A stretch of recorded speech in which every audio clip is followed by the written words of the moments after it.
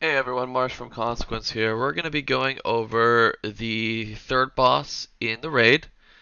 Any comp will work. Make sure you try to have raid buffs. Not the end of the world if you don't. So the idea of this fight is you're going to have two bosses at the start, or mini bosses, whatever you want to call them. And they each do a certain amount of mechanics. Now the way you want to set up this your raid is you'll see here that we'll have 4 players in the middle. Okay?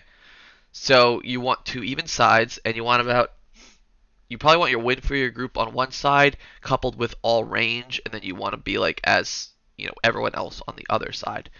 Now you can set up your DPS to be as similar as possible, but the people in the middle should be able to help even anything out. Um, so people in the middle should be your multi daughters and your so like warlocks are extremely good there. Um, they can also be your healers who can heal both sides, like spread AoE really well if you don't have enough multi daughters.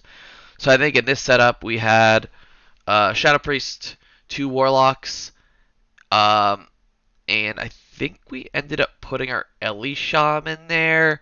But if you have like a Resto Druid or something, they do really well there too, or another Warlock, or another Shadow Priest, etc. Um, so anyway, that's the general setup. Now each of these are going to do a few mechanics. This mechanic is taken off the side. These are bombs. Now you see here is we always, if you're in the middle, we're going to set our bomb users to go here because we're going to be crossing the bosses at some point. So he did a really good job. They even have a gateway set up if needed for the warlocks, but he takes it up and we're good. The next mechanic the Shadow guy does is this orbs, and he'll spawn orbs and they'll go in. So you don't want to be too far out where they'll spawn on you, but if you're range, you position in and melee just run out. Easy.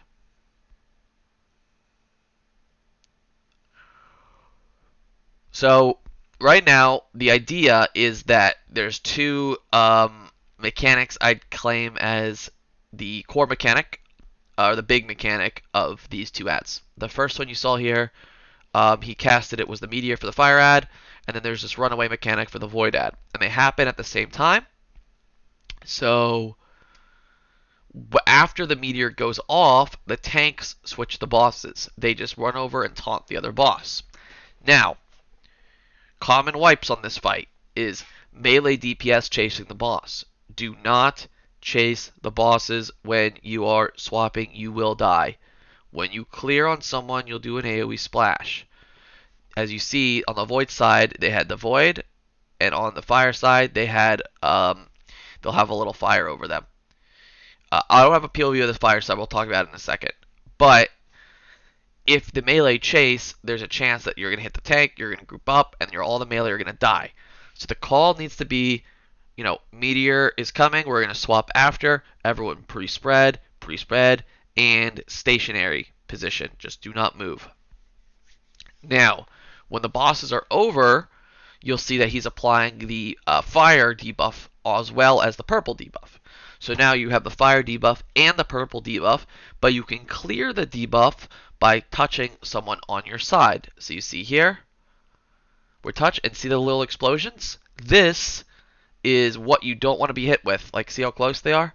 And this is why moving when swapping is really bad. So now you clear solos and you go from there. Now, the fire guy's here now. He has this mechanic here, which is the soaks. He had the waves that came out of him you just saw. These will shoot over to the void side, so you have to be careful. And then you have this meteor, and everyone needs to get in this meteor. It's a split soak. And then again, the meteor comes, and you're swapping the bosses.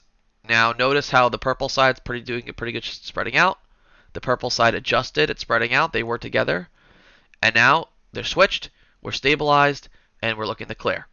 Now the middle guys will be getting debuffs constantly. They're just clearing on each other whenever they feel needed or feel necessary. But see, we're clearing, and then we're good to go. So here now, the boss is under 60%. They're about to do their core mechanic again. I think we swap for safety, but it's been a while since the pull. Usually with gear now, you'll be pushing before this. No, we're just gonna push fire. So fire is almost pushed. Once one of them hits 50%, we push and then we phase. And also I think we had the balance druid in the middle, not the elemental shaman, but I forgot about that. Doesn't matter. So we do this, and now we're going to group. And there's just a few core mechanics in this fight that you need to get on repeat, and if you're a raid leader, you need to call these to make the fight basically free. So the first thing to note is you have the frontal cone. This is always pointed away. If you get here the first time, it might be pointing at the raid. The raid can just move out of it, not the end of the world. Now, you have this mythic debuffs coming up on the timer, and you have this weak aura here. Okay, you get these bombs right before. Now, these bombs will leave stuff, so you'll see we're trying to leave a pathway. And the trick with these is you want to be looking at the boss, because they're going to spawn in a way where it will not fire into melee. So you'll see here, they're looking at the boss, and the boss is not getting hit. So, like, if I'm a ranged player, I know, like, if I stand here, or basically where he's standing right now, you're safe.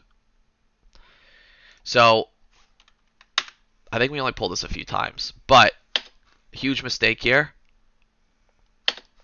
You have the Shadow and Flame debuff. This is the mythic mechanic. This is the mechanic from the first phase. However, instead of just the ad assigning you what you are nearest to, or where, you know, the ad just gives you the debuff if you're close enough, he's going to randomly assign every single raider in the raid fire or flame. So once that mechanic goes off, you need to be saying pre-spread, pre-spread, pre-spread, pre-spread. And what you're going to see here is all this cleaving happening. Cleaving, cleaving, cleaving. So you can see everyone who got cleaved dropped really low, and everyone who did the mechanic properly is completely and utterly fine. So we lost one person. It's alright. And you have the soak mechanic back, and then you're going to get this these little orbs that you can dodge from the soaks. You get the frontal again, and then you'll get the meteor and run away. And that's just going to repeat over and over and over. So you have this meteor, and what we're going to do here is we're going to gateway. You can't gateway everyone, but you can gateway every other. And the mechanics are going to repeat again. So it's going to be this frontal cone. You'll see it in a second. Alright, and then you're going to get the bombs and tornadoes. So you want to be looking at the boss when you do this. Look, look, look, look, look. Perfect. They're moving it to the side. This one was dropped poorly, but that's okay. And then you spread for the mythic mechanic. Now, I'm probably saying in comms that, you know, we need to spread because it killed us. So you're going to see here, we're going to spread for the mythic mechanic, Shadow and Flame. No cleaves. Very, very tight here, but these guys aren't cleaving on each other. Look at the health bars. We're literally chilling. So no cleaves. We're good. We're going to get the soaks, and we'll continue. Frontal cone, meteor, and I think we assigned Aurora or Windrush here. We'll see. So also one thing to note, this is for the meteor in P1 and here. Have your tanks try to face it at the raid. This is faced off the side, not great. It should always be at the raid, so it's easy to get in. We AMZ link, and then we Windrush out. So we're out of there. And we repeat. Same thing. You get the frontal, you get the bombs and tornadoes. Again, look at these guys looking at the boss. Look, look, look, look, look. Oh, so this guy over here looked at the boss, and that's why I went through. And then we spread for the mythic debuffs. There was some cleaving. We get to take a look. Cleave. Cleave. Cleave. But at the end of the day, doesn't matter. Boss is dead. Lust timings. I think lusting in P1 is fine at this point, since P2 is kind of easy, because like the way the dot works, you have so much gear now, it won't matter. But you want to lust in P2, it's fine. Lusting in P1, you can have a lot of deaths in P1, especially when you swap the ads. So if you're like able to skip a swapping set by lusting, it's probably worth it. If you can't, then you probably want to lust P2. That's my general thoughts. Either or works. Other than that, that is the third boss here. I wouldn't say it's entirely free. It's definitely easy. Harder bosses are coming next. And keep a heads up for more guides to come. I should have everything out by the end of the weekend. But thank you very much, and I'll see you in the next guide. Peace out.